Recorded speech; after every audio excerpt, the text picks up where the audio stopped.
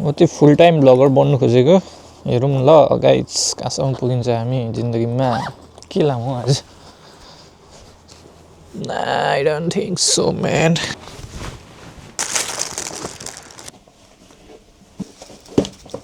जान्छौ ल आज दामी छ मौसम कसम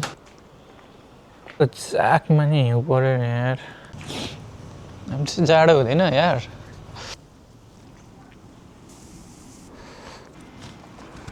म चाहिँ फेरि यो मन्दिर अर्को माथिमा बस्नुहुन्छ के अरे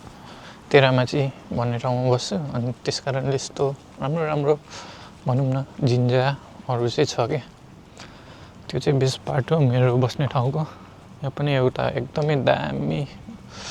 मन्दिर छ एज बिहाइन्ड मी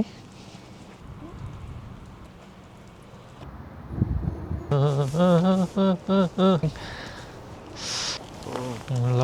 हामी चाहिँ जाडो मौसममा यसो तातो हुनुको लागि चाहिँ बाहिर निक्लिरहेको छौँ अनि हाम्रो यहाँ युनिक जी हुनुहुन्छ मोबाइल अरे के भन्छ यसलाई क्यामेरा पक्रिनु भएको छ होइन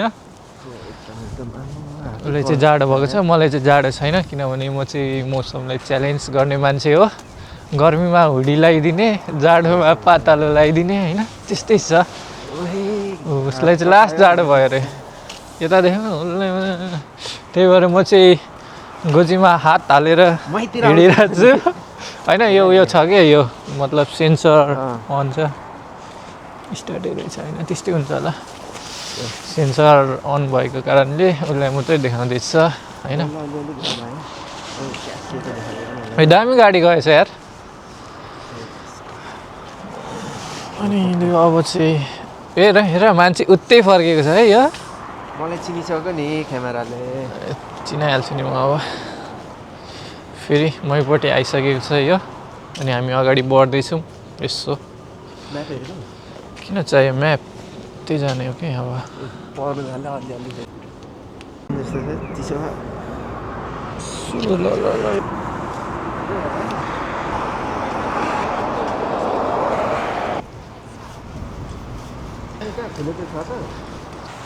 यो ठाउँ चाहिँ एकदमै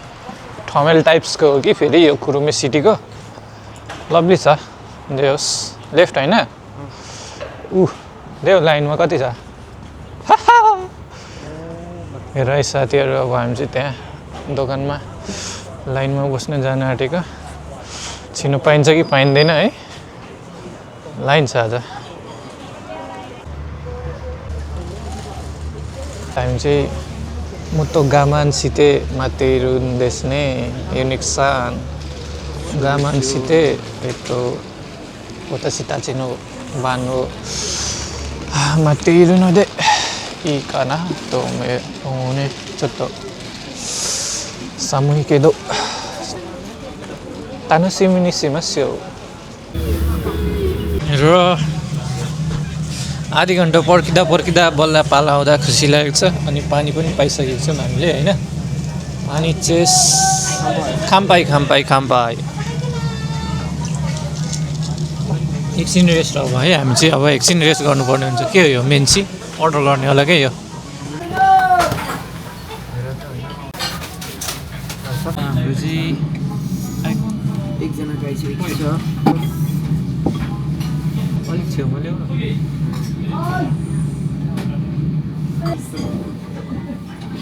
गायब हुन्छ त नि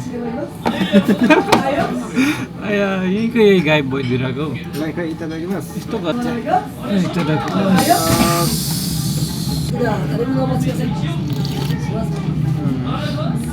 दामी छ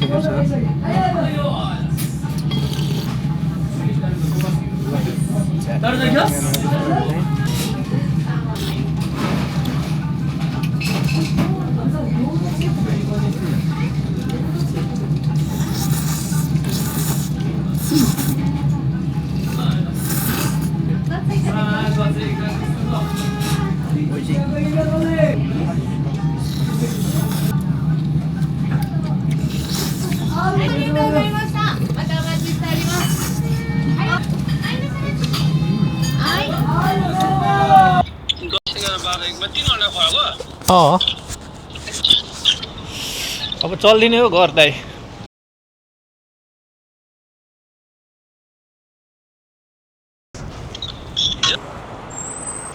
सामुकाना चत्तो हामी चाहिँ रामेन खाएर निस्किसक्यौँ गाइजहरू होइन मिनासन गाइजहरू होइन मिनासन हामी चाहिँ रामेन खाएर निस्किसक्यौँ एकदम दामी चाहिँ हो जापानमा चाहिँ फेरि यस्तो बाइकहरू स्कुटीको पनि यस्तै साउन्ड आउँछ जापानमा चाहिँ खाइन्जेल चाहिँ लास्टै गर्मी होइन एसी सेसी थियो अनि रामेन पनि एकदम बेस्ट थियो अहिलेसम्म खाएकोसम्म धेरै होइन 3-4 चोटि खाएँ तर यो चाहिँ अहिलेसम्मको बेस्ट हो बेस्ट मेच्चा ओएसी बेच्चा एसी थियो अनि फेरि भोलि पर्सि पनि ट्राई गर्ने छु अर्को ठाउँमा त्यो अन्डावाला नारुटो रामेन जस्तै देखेको थियौँ अनि हेरौँ ट्राई चाहिँ गर्नुपर्ने हुन्छ धेरै खानेकुराहरू जस्ट दामी छ यो सिटी चाहिँ अन्डररेटेड सिटी सबसे जेस मलाई त यो फुकौका भरिमा चाहिँ एउटा अन्डररेटेड सिटी नै जस्तो लाग्छ क्या फेरि अन्डररेटेड भएन राम्रै हो भनौँ न पेट चाहिँ फुल भयो भनौँ न है मिठो थियो क्या एकदमै दामी के कति भन्नु यार मलाई त भने गर्नु मन लाग्छ फेरि एउटा राम्रो लाग्यो भने